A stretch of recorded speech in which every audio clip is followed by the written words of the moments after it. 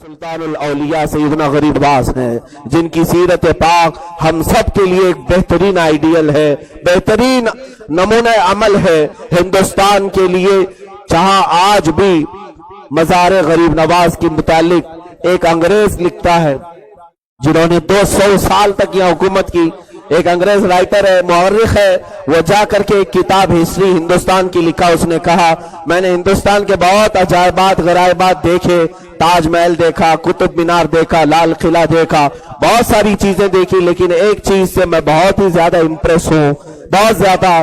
اس سے لوگوں نے پوچھا تو اس نے کہا میں نے دیکھا ہے کہ اجمیر کی دھرتی میں ایک قبر ہے اور وہ پورے ہندوستانیوں پر حکومت کر رہی ہے۔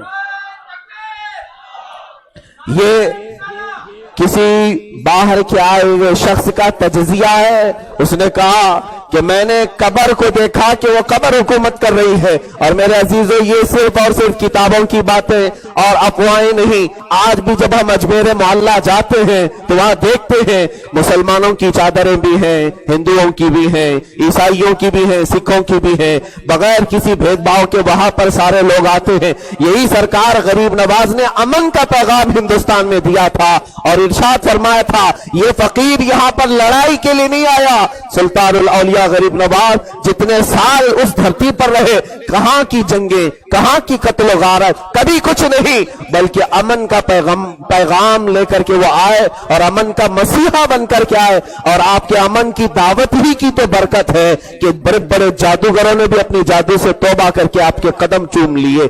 عزیزان گرامی، سلطان الاولیاء غریب نواز کے وسیلے سے آج پھر سے میں سب سے یہ کہوں گا، آج آؤ آواز دو پھر سے کہ امن میں سب کی بھلائی ہے، اور اگر تم جنگ چاہو گے تو سب کے بچے خطرے میں ہیں، سب کی عورتیں خطرے میں ہیں، سب کی مائیں خطرے میں ہیں، پتہ نہیں کتنی بیویاں بیوہ ہو جائیں گی، کتنے بچے یتیم ہو جائیں گے۔ جو یہ چاہتے ہیں ان کی چاہ کو پورا ہونے نہ دینا۔ قرآن میں بھی اللہ نے فرمایا یریدون لیطفئوا نور اللہ بافواہہم، یہ لوگ اللہ کے چراغ کو منہ کے پھونکوں سے بجھانا چاہتے ہیں، ایسا کبھی ممکن نہیں۔ ارے ایک مسجد کا مینار ٹوٹنے سے کبھی اسلام نہیں ختم ہوتا۔ یاد رکھو اسلام کی فطرت میں قدرت میں وہ لچکتی ہے، جتنا ہی دباؤ گے اتنا ہی وہ ابھرے گا، جتنا ہی دباؤ گے اتنا ہی وہ ابھرے گا۔ ہم نے ان لوگوں کو بھی دیکھا ہے جنہوں نے مسلمانوں کی کھوپڑیوں سے مینار بنائے تھے۔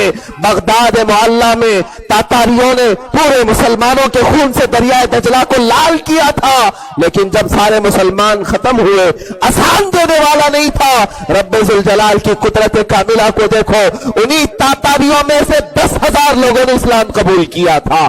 اسی لیے اقبال نے کہا تھا حرم کو مل گئے پاسباں صنم خانے سے۔ ہمیں امید ہے جن لوگوں نے اسلام دشمنی کا یہاں پھل کاٹنے کی کوشش کی ہے، اللہ نے چاہا تو ایک دن تمہارے ہاتھ میں قرآن عظیم آ جائے گا، ایک دن تمہارے لبوں پر بھی لا الہ الا اللہ گونجے گا، اس لیے کہ رب ذوالجلال کی قدرت کاملہ ہے۔ اور آج میں مولا کی بارگاہ میں یہی عرض کروں گا، قدیر و جبار خدا، یہ ہماری بدعمالیوں کا نتیجہ ہے جو آج ہم دیکھ رہے ہیں۔ ہم اپنے بزرگوں کی چادریں بچا نہ سکے، ہم ان میناروں کو بچا نہ سکے جن میناروں سے تیری صدائیں بلند ہوتی ہیں، جہاں سے اللہ اکبر پکارا جاتا ہے۔ ان میناروں کو ہم صرف حسرت کی نگاہوں سے آج چلتا ہوا دیکھ رہے ہیں، ان چادروں کو اور اللہ کے آخری کلام کے اوراق کو سڑکوں پر پھیلا ہوا آج ہم دیکھ رہے ہیں، درندے ان پر ناچ رہے ہیں۔ مولا اب تو ہم سب کو عقل سلیم عطا فرما دے، ان بچوں کو تو تمیز عطا کر جو اب بھی ان حالات کے باوجود اپنے نشے کی دنیا میں مست ہیں، اپنے گناہوں کی دنیا میں مست ہیں۔ اے کریم خدا، اس امت مصطفیٰ کو صراط مستقیم پر جمع فرما دے، ہم سب کے آپسی اختلافات کو تو دور فرما دے، دور و نفور فرما دے، ہمارے اتحاد کو قائم فرما دے۔ مولا ہماری آنکھوں کو حیا عطا فرما دے، ہمارے دلوں کو تقوی عطا فرما دے۔ اے کریم خدا، ہم قرآن کے محافظ بن جائے، اے مولا ہم اسلام کے محافظ بن جائے، ہم اپنی مسجدوں کے محافظ بن جائے، ہم شریعت مصطفیٰ کے محافظ بن جائے۔ اے کریم خدا، ہندوستان کو امن و سلامتی کا گہوارہ بنا دے، اس ہندوستان کے پرچم کو جو سر نگو کرنے کی کوشش کرے مولا اس ظالم کو تو کیفر کردار تک پہنچا دے۔ وصلی اللہ علی خیر خلق محمد وآلہ